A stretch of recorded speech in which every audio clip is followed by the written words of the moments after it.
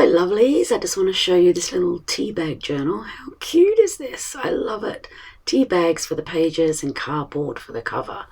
So I'm going to take you through today how I go and make the tea bag journal. I just use green tea bags. I always have a cup of green tea in the morning. Helps to get me focused and I can sit and think about what I want to do with my day. And then I pick up the dried out tea bags and start the little project. So I've got to get the staples out, of course. That's always the tedious part, but then you get to the tea bag, which is always good. Sometimes I keep that little string and use the little, cardboard bit on the end as tags in the tea bag journal. So yeah, just take them apart like that, get out any excess tea and stack them up. So you can see I've got quite a few here. Okay, for this little tea bag journal, you're going to need 20 tea bags. Check. Some matte medium and a glue stick. Check. Small piece of cardboard just ripped off the side of a box. I suppose big enough to cover your tea bags when they're folded in half, like this. So that kind of thing, however you want it to look. But yep. So there's your bit of cardboard. Paints, I'm going to use my Kuretake Starry Colours because I absolutely love these. And cotton or bookbinding thread or embroidery floss. So because it's only very fragile, I'm just going to use embroidery floss. I always take it out of where it is and wind it onto an old card. So that's what I've got there. And then gesso. So the gesso I will just use to do up the cardboard for the cover, but I'll show you all that as we go along. So I'll just leave that there for a minute if you want to actually screenshot it. Let's get started. Okay, we'll need a drop sheet for this first part because we're going to do some splattering and painting and gessoing. So you need your tea bags, and what you're going to do first off is pair them up so that you'll end up with 10 pages, as it were. If you use them like this, they're just a little bit too fine for this project anyway. So yep, you need to set them out so that you have 10 piles of 2. Now you can choose to match them up with something that's a totally different colour like those 2 there, but it's up to you. So let's get that done. Just hold one end and move your glue stick in one direction. You'll find that you won't rip them that way. Then just put your other one on top. Now remember, it doesn't have to be perfect, it's a junk journal. Alright, and what that's going to do is just make your page a little bit thicker. Alright, so just move through. Get all of your pages stuck together. And then we're going to move on to the next part, which is the fun part with paints and gesso, etc., to give our pages a little bit of colour for us to work on.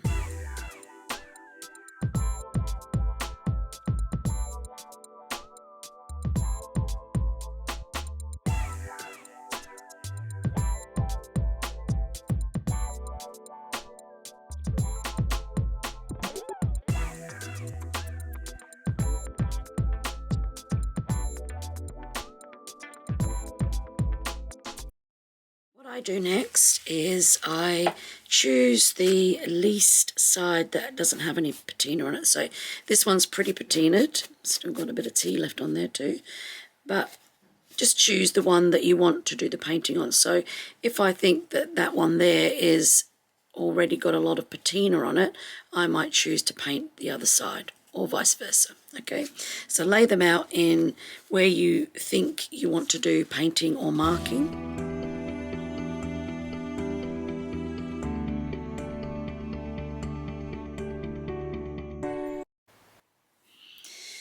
Now, I like to be a bit random. You can do whatever you like. You can make it more a colour palette that you want to work with. But I'm going to go through all of these colours and just flick them across my pages. So let's get started.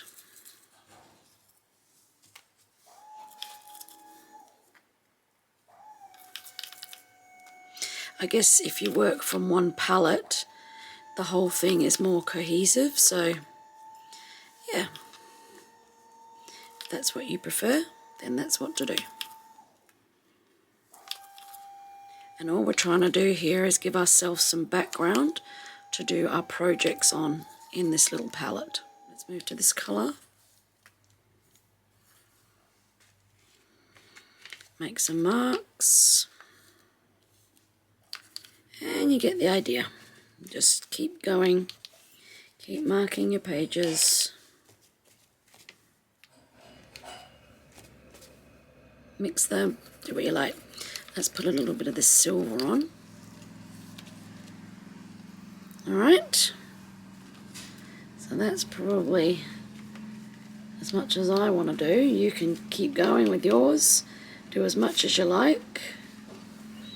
But I'll leave those like that because I'm pretty happy with how they look. And now I get my gesso, just with my finger, and I just want to do some marks on the pages.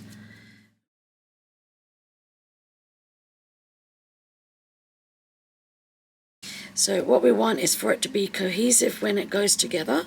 We can see that it's a journal, the journal pages should go together because that's the way we've made it with the same colours, but every page is different because we know we don't want a journal where every page looks the same. That would be probably not a good thing. Alright, got a little bit on each.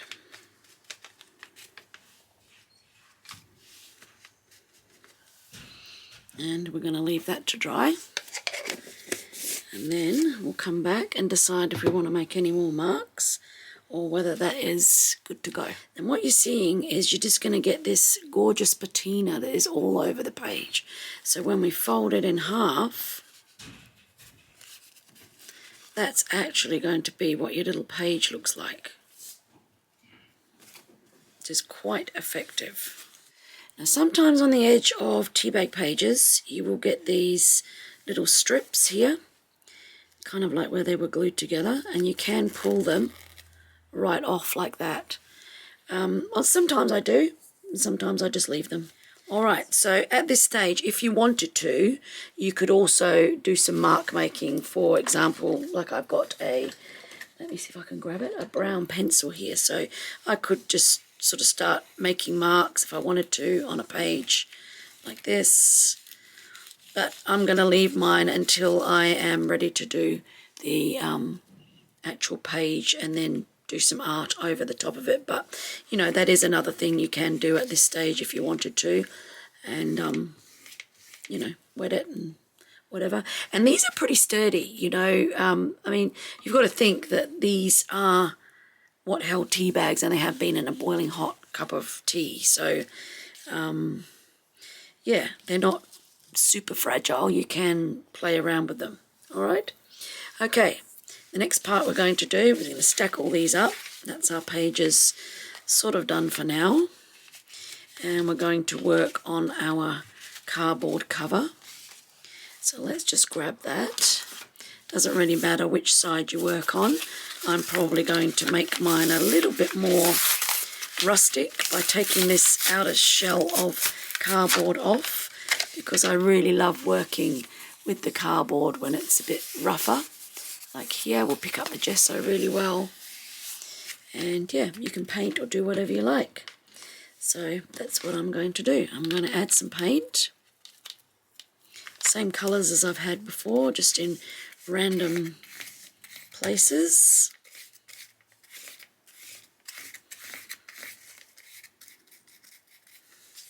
Like that. Turn it over, maybe add a different colour. Just mark it. You see when you draw your paintbrush over the cardboard, you're going to get lots of different little marks, which is really quite interesting. And you probably want your paint a little drier for this. And just mark it wherever you like.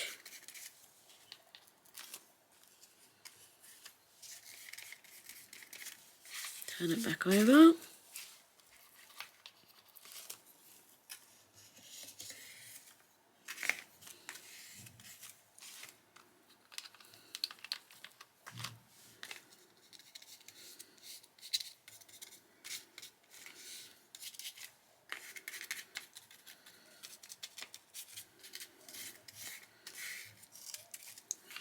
Don't want to paint it all, but I want it to be sort of a bit messy like that, a bit sort of grunged up. And you can use any colours you like. I mean, you might decide to do yours in rusty or something like that. You could add things to the cover if you wanted to. I'm just trying to keep it simple so that you get the idea of what I'm doing.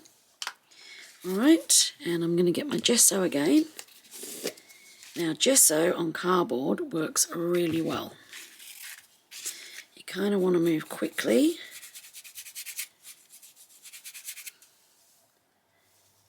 And let it pick up the bits that are hard to be highlighted. For example, down the side here, you could just pick up those bits there.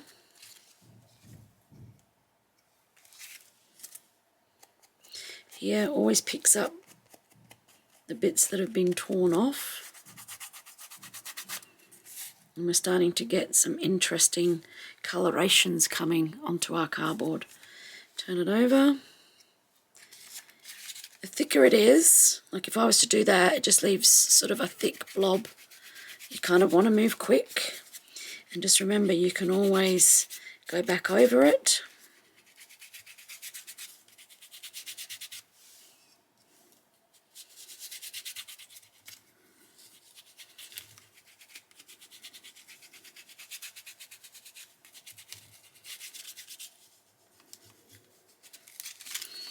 Right, I'm liking this side much better, and I'm liking that for the front there.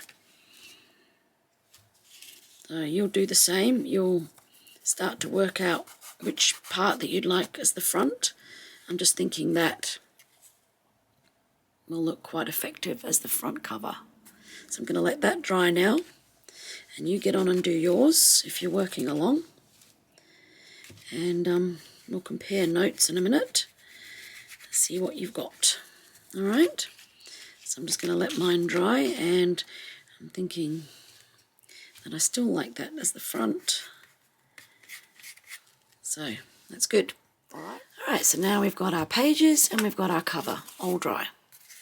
Okay, the cover needs to have a little tiny sort of spine, so try and fold it like that. Now if we're folding our pages, just sort of collect them and fold them and pop them in here. So that's what it's going to look like. And now we need to sew the signature in. So I'm just going to sew it all in one go, all right, rather than have two signatures. And it's just going to be this really cute little book. All right, so I need my embroidery floss, which is what I'm going to use. Now I usually make it 2 times the length and a little bit, and that's usually long enough. You just need a simple needle.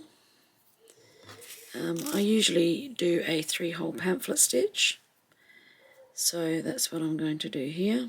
I'm just going to pull this embroidery floss apart and just have 3 strands. I think it's enough. So I don't put a knot in the end or anything like that. Just want to sort of centralize it. So this is a junk journal, all right? So nothing about it is perfection. If you prefer a perfect journal, you know, for it to be perfectly straight here and whatever. You could always trim it up later, I guess, but that's not how I rock and roll. So let's get this sewn together in a 3-hole pamphlet stitch. So I just go in through the middle,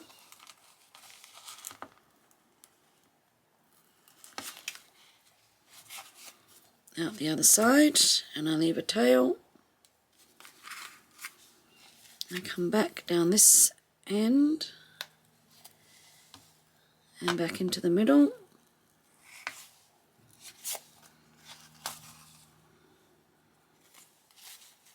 I go all the way down to the other end, and about there, and I come back out. Yeah.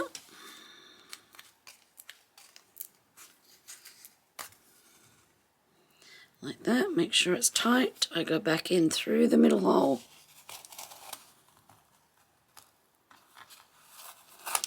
And over the other side of where I started, I make sure everything's nice and tight, like that, like that. Go back and check. Yep. And I tie it off. It's a simple process. It's one that I use a lot. Try not to complicate things when I'm doing binding. I quite enjoy that process.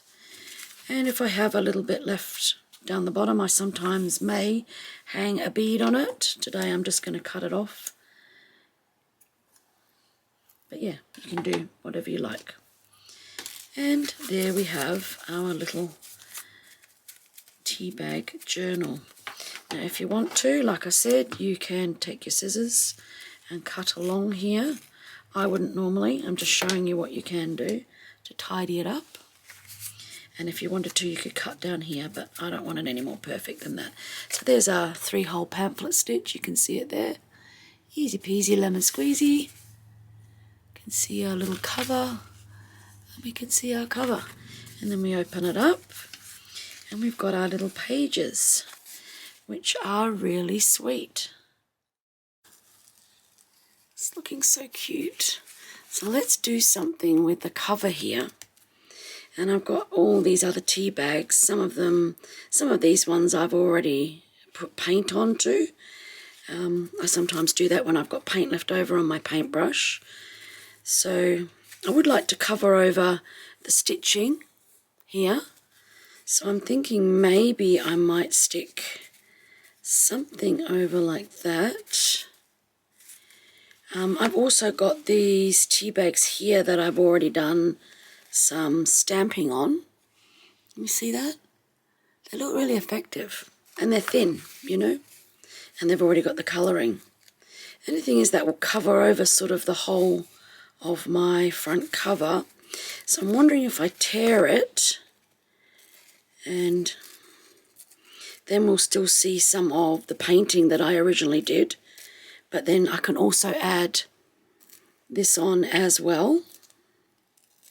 So let's have a look and see how we go with that. And the thing with tea bags too, you'll find, is that if you rip them around like this, they sort of meld into the background better as well. See, so that's going to look quite effective like that. And I will use some matte medium to do that. And then I'm thinking I could add that back over the top at the side to hide the stitching. And I'm kind of liking how that looks. Maybe even have those on an angle.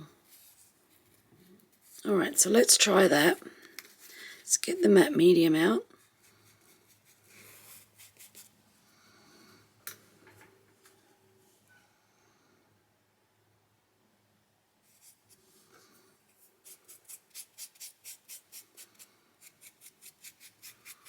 See what I mean about the edges just sort of disappearing into the cover? So even a lot of my paintwork still shines through. It just looks really effective. kind of like I've stenciled straight onto the cover, but I haven't. So yeah, love that. Really, really effective. And now I'm going to put this on. So plenty on there. Wrap it around.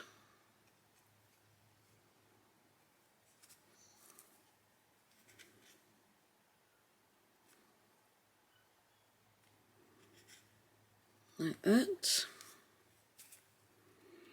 And that's now covering over my stitching on my spine. And it goes around the back.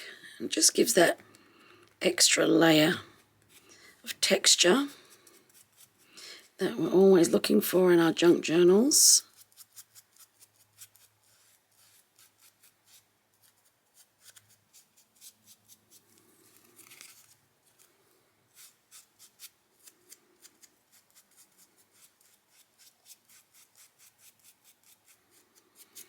Right, I'm going to let that dry and then come back and see whether I need to chop off that bit and that bit, or whether I'm going to leave it on there, and whether I'm going to do some stenciling or not. But I'm really liking how that looks, and I'm loving all the texture of the paint that was already on the tea bag.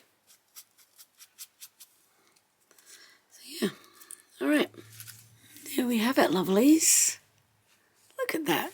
It's so cute. And you can even see little tiny bits of tea is still inside the tea bag. Just gives it this beautiful patina. And you'll notice here, see the tea bags that have been stamped? When they're stuck on, they almost become transparent. You see that? And it just leaves you with this really lovely look to the front of your tea bag journal. So I'm loving that. I am not sure about doing some stenciling here. I was going to write tea bag just with my stamps. And in fact, my journal opens fine with these bits on the end. So I'm going to leave it like that. I mean, you could cut it off straight if you wanted to, but I just think it adds to the whole look of the tea bag journal, having that little kind of rough bit. And I might still add something. I'll have to think about that.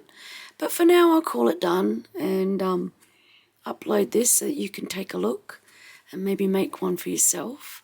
Let me know how you get on and how yours turned out. And maybe I'll do a couple of little projects in here as well. Really cute. Loving that. All right, so that's my little tea bag journal for today. I hope you enjoyed it. Thank you so much for tuning in once again, and I really do appreciate it. So I'll see you next time. Hugs for now. Bye-bye.